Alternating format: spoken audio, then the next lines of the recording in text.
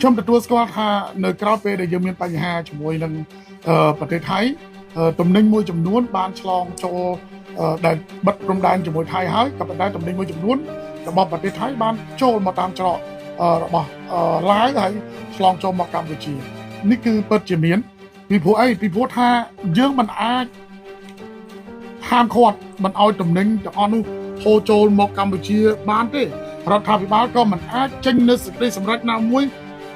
ស្តីពីការដាក់បំរាមទាំងស្រុងមិនឲ្យទំនិញថៃចូលមកដែរពីព្រោះអីពីព្រោះកម្ពុជាជាសមាជិករបស់អង្គការពាណិជ្ជកម្មពិភពលោកអញ្ចឹងកម្ពុជាមិនអាចបដិសេធទំនិញ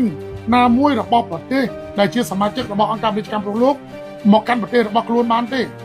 ពីព្រោះបើសិនជាយើងហ៊ានធ្វើចំណុចនេះយើងនឹងទទួលទណ្ឌកម្មសួរថាដៃម្ខាងកំពុងតែប្រយុទ្ធជាមួយនឹងពួកចោរឈឿនពៀនហើយដៃម្ខាងកំពុងតែស្ដារស្ថានភាពជួយជនភៀសដៃម្ខាងកំពុងតែការពារព្រំដែនតើយើងត្រូវបង្ខំឲ្យមានការដាក់ទណ្ឌកម្មពីអង្គការពាណិជ្ជកម្មពិភពលោកមកលើពាណិជ្ជកម្មរបស់កម្ពុជាទៀតអត់សញ្ញាសួរត្រង់ចំណុចនេះថាបើសិនជាយើងជាតិនិយមទាំងអស់នេះយើងត្រូវមើលឲ្យឃើញអំពីភាពប្រកបប្រជារបស់កម្ពុជាក៏ប៉ុន្តែទំនិញដែលចូលមកតាមច្រកទ្វីអន្តរជាតិគឺជាគេហៅថាទំនិញស្របច្បាប់ដែលត្រូវបង់ពន្ធមិនមែនរួចពន្ធទេណាគឺបង់ពន្ធចូលមកក្នុងកញ្ចប់ថវិកាជាតិក៏ប៉ុន្តែបើចូលតាមច្រកខុសច្បាប់គឺខ្ញុំចាប់កំទេចចោលទាំងអស់បាទកន្លងមកចូលតាមច្រកទឹកគឺចាប់បានគឺយើងដុតចោលបាទដុតចោលឲ្យអនុវត្តទោសជាមួយអ្នកដែលនាំចូលបាទអញ្ចឹងអ្វីដែលយើងចង់និយាយនេះយើងមិនអាចបិទមិនឲ្យទំនិញ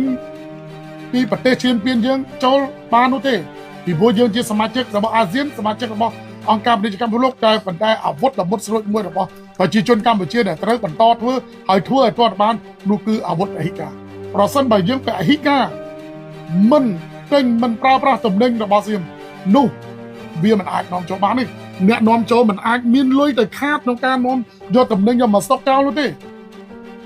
គេនាំចូលគេបង់លុយចូលរដ្ឋជាកញ្ចក់ថវិកាចំណេញមករដ្ឋអញ្ចឹងចូលតាមច្រកអន្តរជាតិគឺបង់ពន្ធពេញទាំងអស់1គីឡូក៏គិតលុយដែរបាទផ្លឹងគីឡូគិតលុយអញ្ចឹងសេដ្ឋកិច្ចចូលមកយើងអញ្ចឹងបើចង់មិនឲ្យចូលទៅហ្មងគឺមានតែពហិការឈប់ប្រើឈប់ទិញនោះវានឹងបាត់ទៅដោយឯង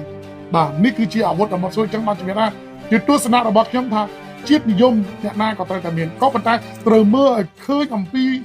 របួសរបស់ប្រទេសជាតិថាតើយើងចង់ឲ្យកម្ពុជាខ្លាយទៅជាប្រទេសដែលត្រូវគេហុំព័ទ្ធសេដ្ឋកិច្ចបិទសេដ្ឋកិច្ចលែងមិនទទួលស្គាល់យើងដោយដំណាក់កាល